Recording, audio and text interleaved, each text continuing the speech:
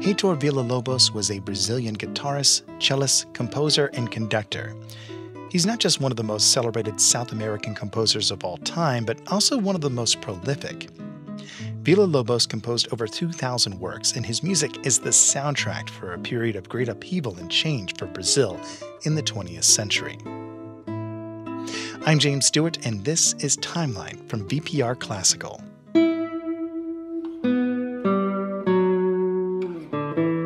Heitor Villa-Lobos was born in Rio de Janeiro in 1887, a significant date. This was a turning point in the history of Brazil, a period of revolution and modernization, as the Empire of Brazil fell and the influence of Europe on the nation lessened.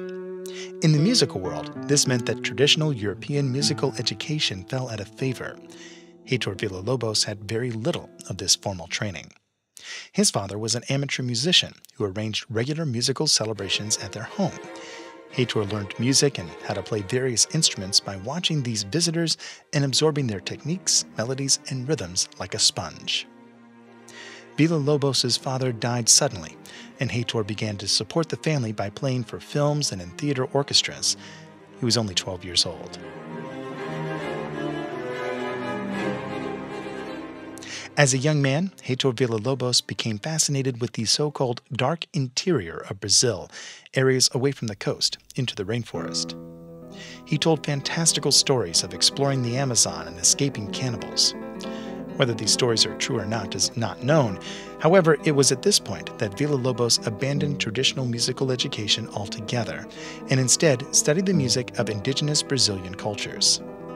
He played with many street bands and eventually took a position as a cellist for the Rio Opera Company. His music found an audience, and by 1913, Heitor Villa-Lobos was a published composer. He started organizing chamber concerts of his original works, most influenced by Brazilian folk music. A few years later, Sergei Diaghilev's Ballet Russe toured Brazil, and Villa-Lobos was introduced to French composer Darius Milhaud. Milhaud opened up a new world of music to Villa-Lobos, the works of Debussy, Satie, and Stravinsky. In 1923, Heitor Villa-Lobos traveled to Paris, bringing the music of Brazil across the ocean.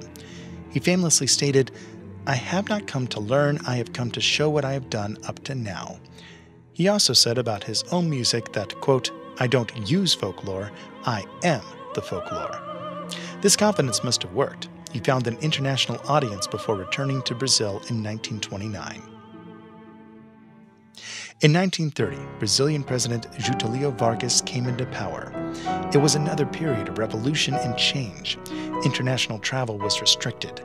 Villa-Lobos became a prominent conductor, organizing the Brazilian premieres of Beethoven's Missa Solemnis and Bach's Mass in B minor. He also composed works for the Brazilian state, propaganda, if you will, including a definitive version of the Brazilian national anthem. When Vargas's administration ended in 1945, Heitor Villa-Lobos was free to travel again. He toured Europe, England, and the United States and became a very sought-after composer, receiving commissions and compositional opportunities, even in Hollywood.